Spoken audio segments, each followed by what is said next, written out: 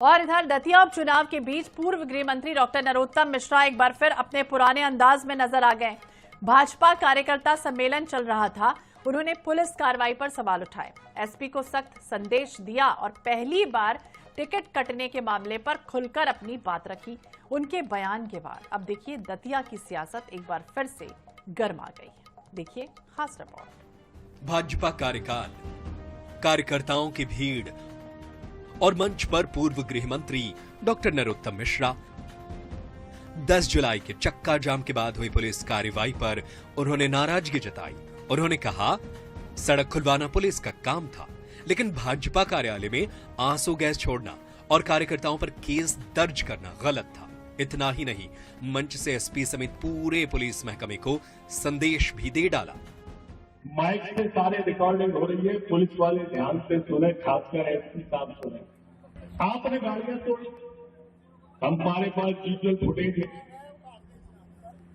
आपको चक्का जाम खुलवाना था, खुलवाते। परंतु गैस के बोले कार्यालय तक क्यों डाली? क्या कार्यालय की बिल्डिंग अच्छी थी सड़क? एसपी साहब, मैं भूलने वाला प्राणी नहीं हूं, मैं याद रखता हूं। मैं दोस्ती और दुश्मनी दोनों याद रखता हूं। दरअसल टिकट कटने के बाद दतिया में सियासी बवाल मचा था। समर्थकों ने सड़क पर उतरकर प्रदर्शन किया, चक्का जाम किया और बाजार भी बंद रहे। नामांकन के दिन मंच पर डॉक्टर नरोत्तम मिश्रा भावुक होकर रो पड़े थे। अब पहली बार उन्होंने टिकट कटने पर चुप्पी तोड़ी। उन्होंने कहा, बिना प्रमाण के ये कहना गलत है कि आशुतोष तिवारी ने उनका टिकट कटवाया। साथ ही कार्यकर्ताओं से भाजपा प्रत्याशी को जिताने की अपील भी की।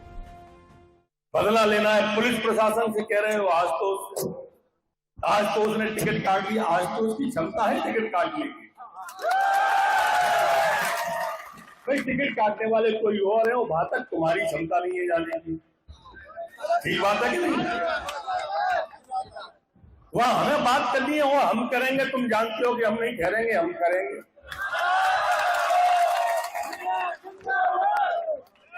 तो इसलिए गुस्सा कहीं गलत जगह पर मत निकालो अपनी क्रोध को। ब्रह्मास्त्र कहीं और मत दागो मेरे मित्रों। एक तरफ पुलिस पर सख्त संदेश, दूसरी तरफ संगठन के साथ खड़े रहने की अपील। उपचुनाव के बीच नरोत्तम मिश्रा का ये बदला हुआ अंदाज कई सवाल छोड़ गया है। क्या उनके बयान से कार्यकर्ताओं की नाराजगी थमेगी या दतिया के सियासत में नई हलचल होगी? इसका जवाब अब चुनावी नतीजे देंगे। Bureau report, INH news, Bhopal.